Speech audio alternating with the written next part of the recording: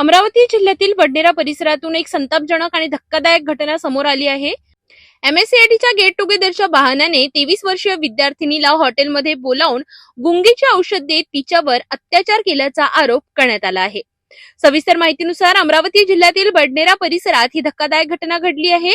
एमएससीआयटीचा class करणाऱ्या 23 वर्षीय युवतीला gate टुगेदरचे आमिष दाखवत रहाटगाव येथील एका हॉटेलमध्ये बोलविण्यात आले। पीडितेच्या तक्रारीनुसार चेतन गणेश अंबाडकर याने तिला पेयामधून गुंगीचे औषध दिले आणि तिच्यावर अत्याचार केला। या दरम्यान तिचे अश्लील फोटो आणि व्हिडिओ काढण्यात आले। नंतर हे फोटो व्हिडिओ सोशल मीडियावर व्हायरल करण्याची धमकी देत तिच्यावर दबाव टाकण्यात आला। या प्रकरणात आरोपींचा भाऊ आकाश गणेश अंबाडकर याचाही सहभाग समोर आला आहे।